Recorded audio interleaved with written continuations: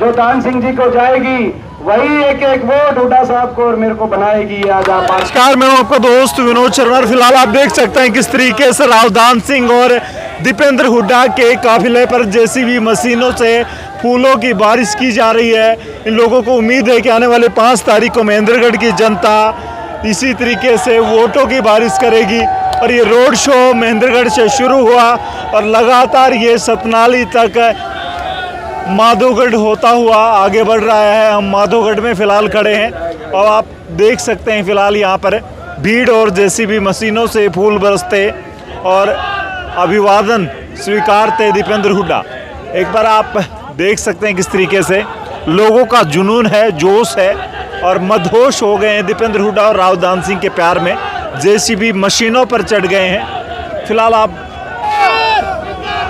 भाई दीपेंद्र बहुत बहुत धन्यवाद। अब सुनिए, मैं 2 नारे लगाऊंगा, उस पे आपने बड़े जोर से बोलना है।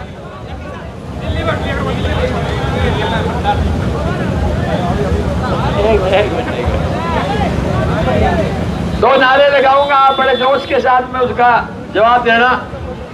बोलो चौधरी भूपेंद्र सिंह हुड्डा की, दीपेंद्र हुड्डा की, राहुल गांधी की और भाई मेरे सारे समस्त क्षेत्र के साथियों की, मैं सारे भाइयों का धन्यवाद करता हूं कि रात्रि के इस देर वक्त पर भी आप लोग इतनी बड़ी संख्या में यहाँ एकत्रित हुए। आप सबका कोटि कोटि धन्यवाद। आज का ये रोड शो भाई दीपेंद्र जी के नेतृत्व में हुआ और दिन में ये 5 जो विधायक उम्मीदवार है उनकी सभाओं को संबोधित करके जब महेंद्रगढ़ पहुंचे तो उसमें लैंडिंग में देरी हो गई थी, इसलिए आप लोगों को थोड़ी समय की वजह से परेशानी उठानी पड़ी।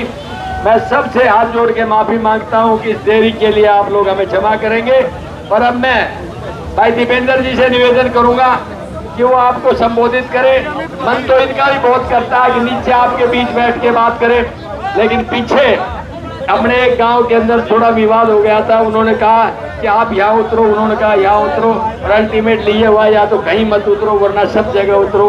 अगर सब जगह उतरेंगे तो इनको जाना है कहीं दिल्ली, उसमें लेट हो जाएंगे। इस बात के लिए आप क्षमा करेंगे। अब मैं भाई दीपेंद्र जी से निवेदन करूंगा कि वो आपको संबोधित करेंगे। भाई दीपेंद्र जी, हमारे बीच में हमारे कांग्रेस के प्रत्याशी महेंद्रगढ़ विधानसभा क्षेत्र से और आपके होने वाले विधायक भी और भी बहुत कुछ।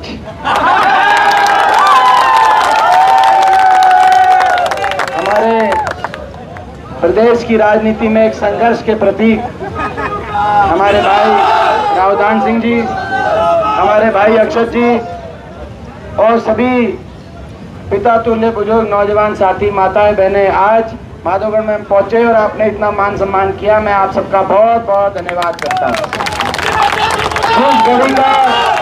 जिस घड़ी का आप इंतजार कर रहे थे, बीजेपी की ये सरकार, ये अन्यायी सरकार, ये अहंकारी सरकार, इस सरकार से पीछा छुड़ाने की जिस घड़ी का आप इंतजार कर रहे थे वो घड़ी आ गई है।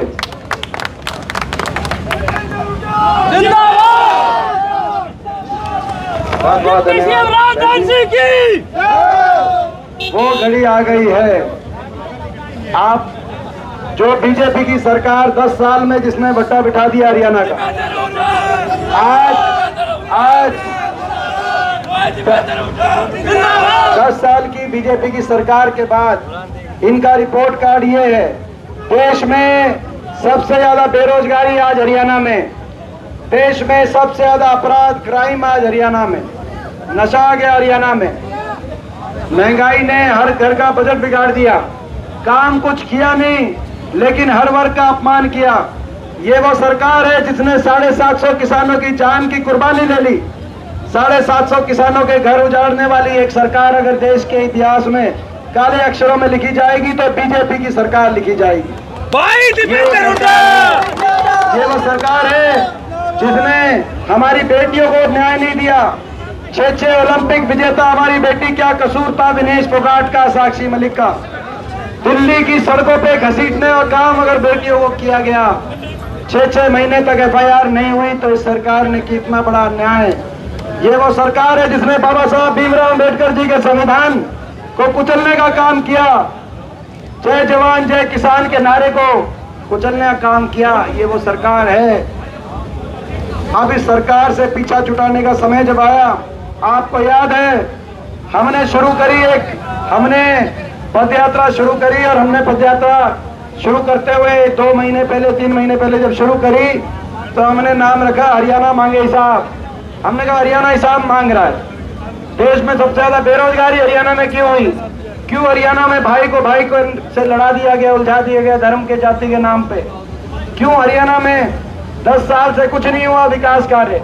हमने हरियाणा हिसाब मांगे, हरियाणा मांगे हिसाब। इनके बड़े बड़े नेता आए, दिल्ली से आए, गुजरात से आए, और गुजरात से नेता आए और वो कहने लगे हुड्डा साहब हम हिसाब नहीं देंगे, क्योंकि बीजेपी हिसाब लेती है, बीजेपी हिसाब नहीं देती।